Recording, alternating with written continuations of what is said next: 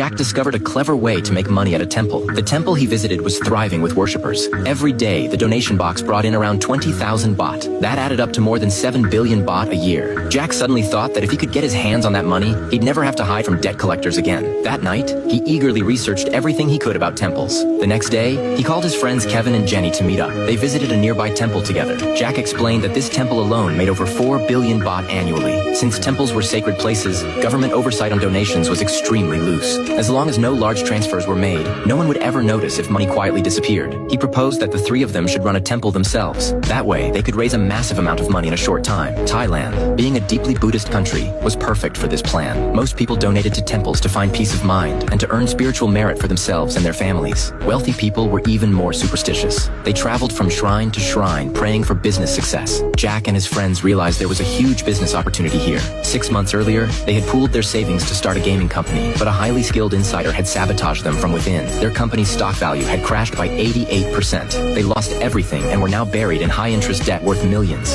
The loan sharks gave them just 1 month to pay it back. So the three of them started visiting temples all over the region. They studied how temples operated and made money. The more they learned, the more convinced they became that Jack's idea could work. The only problem was that building a new temple from scratch required a lot of time and even more money. Besides, the National Buddhist Council had strict regulations. Jack said they didn't need to build a new one. Instead, they could take over an existing temple and run it themselves. They'd rebuild its reputation using modern marketing techniques to attract more visitors and donations. But out of the tens of thousands of temples across Thailand, how could they find one that suited their plan? Jack immediately ruled out the big temples in the city. Those were already controlled by powerful management committees that shared all the profits among themselves. Jenny suggested checking the outskirts instead, but they soon realized that temples were packed even in the suburbs. Some neighborhoods had 4 or 5 temples within walking distance. The competition was too fierce, and a few head monks saw right through their intentions, furiously scolding them and kicking them out. After an entire morning of searching, they had found nothing. Then Jenny, who had been quiet the whole time, suddenly told them to stop the car. She had spotted a small temple hidden along the roadside. It was called Ching Ya Temple. Though a bit old and neglected, its buildings were still intact. All it needed was a fresh coat of paint to look new again. The grounds were also surprisingly spacious. They bribed the temple's only volunteer, promising him a share of the future profits. With his help,